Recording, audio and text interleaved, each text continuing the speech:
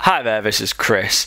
In this video I'm just going to discuss my initial thoughts about the Rebel Transport expansion for the X-Wing Miniatures game. The Rebel Transport's one of two new huge ships, the other being the Tantive. These ships can't be used in standard 100-point play or standard mission play. They can be used in two new epic formats. There's epic teams and epic dogfights. The game that you see going off in the background is a game of epic teams that we had at Zone Out in Doncaster. The other game type is epic dogfights. Epic dogfights is a 300 points versus 300 points game, and epic teams is two 200 teams versus another two 200 teams. As you can see from the video, it uses a larger board than standard play, whereas standard play uses a 3x3 footboard. Epic play uses two of these pushed together, making a 3x6. A little bit of information about the mission that's going off in the background. I'll bring the team rosters up on the screen. Up in this top left hand corner we have Matt, who is playing a Imperial squad running one Lander class shuttle and two fighter sprays, along with two TIE interceptors. Down here in the bottom left hand corner we have Rich, who's running another Imperial squad with one TIE Advanced, two TIE bombers, two TIE interceptors and two TIE fighters. I believe they've all got named pilots on that you can see on the screen now.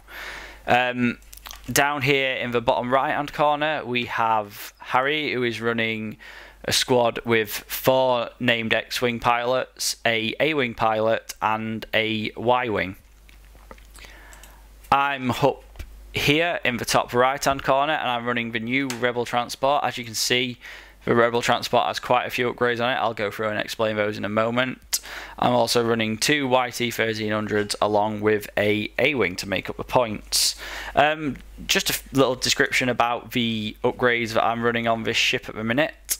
I was running the Quantum Storm title, which allows me to gain one energy at the start of each turn where I have either one or no energies.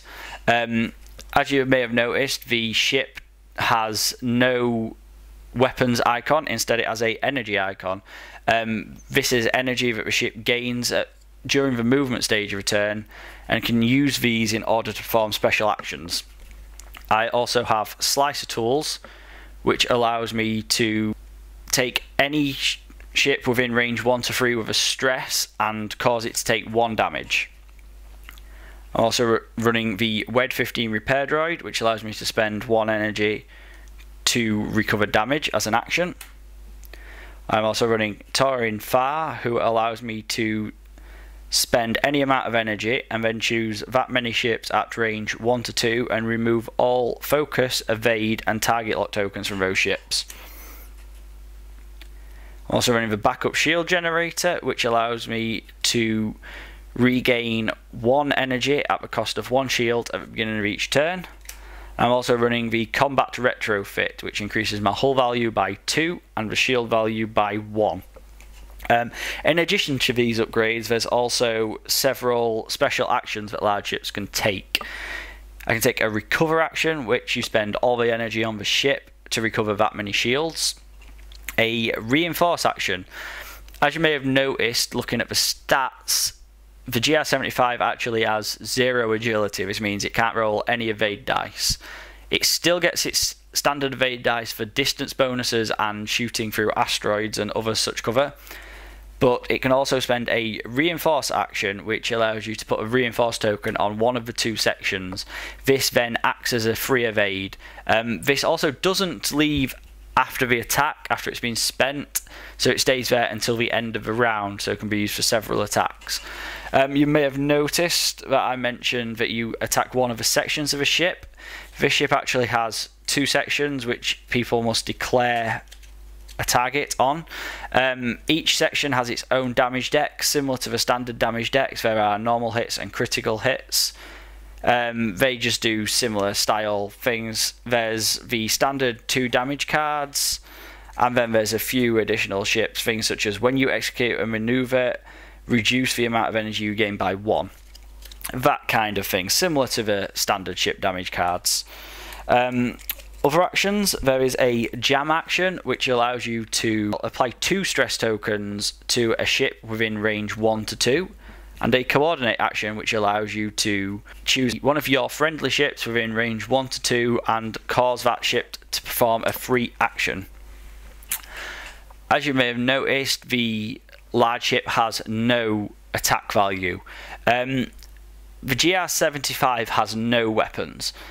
The Tantive is going to be slightly different, as the Tantive will have weapons, but the GR75 has no attacks, so can't attack in the attack round. It does have an interesting way of attacking, however. If the GR75 ends its turn overlapping another ship, it instantly destroys that ship. In the current match, we never managed to do that once. We almost had another ship crash into it, but that doesn't instantly kill it. Ships crashing into it do take damage, but it's only in the same way as crashing into an asteroid. If you want to know a bit more about the huge ships or the epic formats, then I'll put a link in the description below to the official rules for both of these two. The Rebel Transport sells for between £40 and £50 depending where you find it. This comes with the Rebel Transport itself, and also a unique X-Wing that comes with a few unique pilots that aren't in either the core set or the X-Wing expansion. It's also got a slightly different paint job to the standard X-Wing, so that's quite an interesting little piece. That seems like a good price considering the price of the individual large ships and small ships. The Tantive is probably going to retail for around £70, £75, something along those lines, so it'll be interesting to see what's actually in that pack too. That'll be worth a purchase as well. Personally, I quite like the Rebel Transport. I think it was definitely worth the purchase price, definitely considering it comes with the extra X-Wing. I'm not sure how much I'm going to actually use the ship, but it's definitely a nice display model either way. As for our epic game, we set a time limit of roughly around 180 minutes and we went to time. It ended in an Imperial victory on points. They managed to take down the Rebel Transport itself, a YT-1300 and I believe a few X-Wings. Unfortunately my camera ran out of storage space before we finished filming the game, but I have taken a still of the end state of the game and I'll put that up at the end of the video.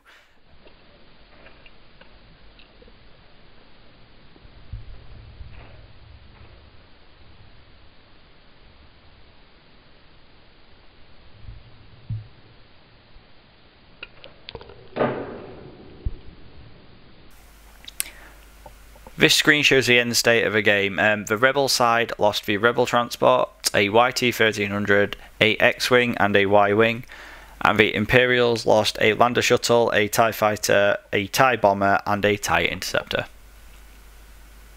I hope this video was informative and thanks for watching. Goodbye.